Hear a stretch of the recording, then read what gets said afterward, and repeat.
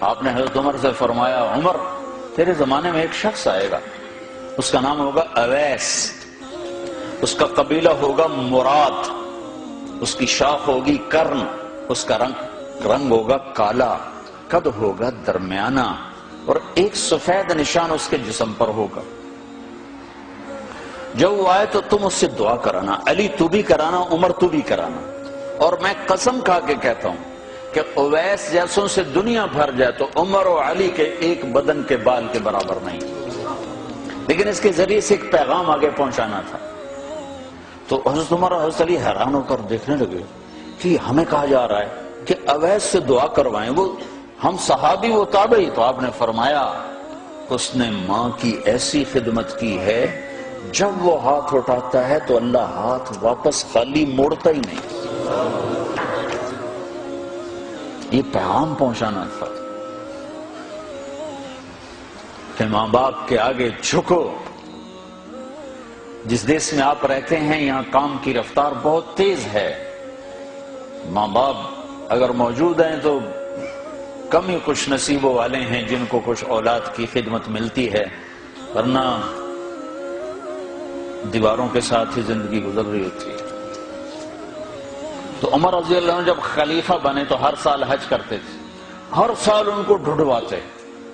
اب مجھے یہ نہیں پتا درمیان کے کوئی سال ہوں گے کہ ایک سال آپ نے حج پر سارے حاجی اکٹھے کر لیے، ایسے اپنے سامنے کا کھڑے ہو جاؤ گے، سب کھڑے کر لیے، کہنے لگے بیٹھ جاؤ سارے یمن والے کھڑے رہو، تو سارے بیٹھ گئے، یمنی کھڑے رہے، کہ سارے یمن والے بیٹھ جاؤ، قبیلہ مراد والے کھڑے رہو، تو سارے یمنی بیٹھ گئے، مراد والے کھڑے رہے۔ اس سال میں یمن گیا جماعت میں تو اویس کرنی کے گاؤں گیا، ان کی جگہ پیدا ہوئے، جو ان کا قبیلے کے لوگوں سے ملا، اس علاقے سے گزرا، دیکھا کہ اچھا یہاں وہ ہستی پیدا ہوئی تھی، خشک پہاڑ ہیں، بالکل خشک پہاڑ۔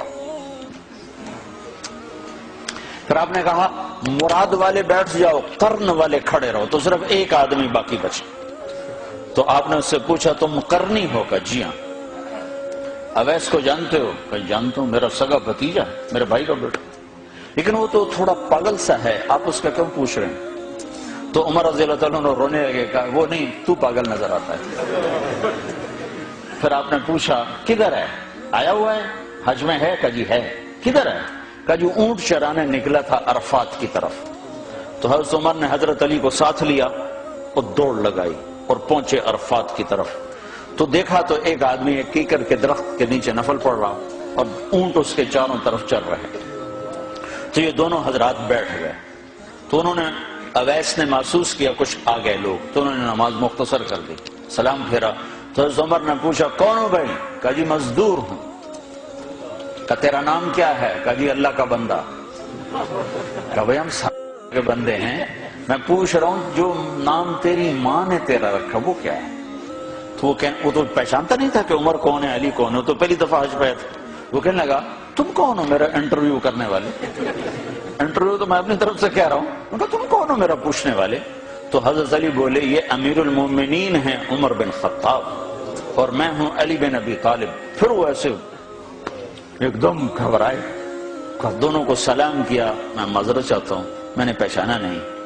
تو عمر رضی اللہ عنہ نے فرمایا ہاتھ اٹھا، ہاتھ اٹھا۔ برمنگم والوں کو پیغام پہنچے کہ ماں کی خدمت کیسے کی جاتی، کہ عمر جیسا ہاتھ اٹھوا رہا ہے، علی جیسا، علی جیسا۔ تو وہ کہنے کہ میں آپ کے لیے کیسے ہاتھ اٹھاؤں، میری اوقات ہے کہ میں آپ کے لیے دعا کروں؟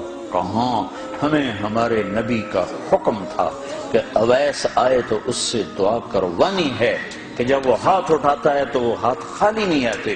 کس وجہ سے؟ تہجد، جہاد، تبلیغ، ذکر، تلاوت، تسبیح، حج، عمرے، نمازیں، روزے، ذکر، تلاوت۔ کس وجہ سے؟ نہیں، ان میں سے ایک وجہ بھی نہیں، ماں کی خدمت کی وجہ سے۔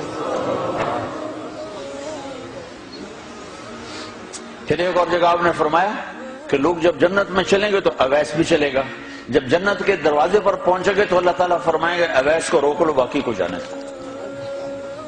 تو اویس گھبرا جائیں گے، کہیں گے یا اللہ مجھے کیوں روک لیا ہے؟ تو اللہ تعالیٰ فرمائیں گے ٹھہر جاؤ، جانے دو ان کو۔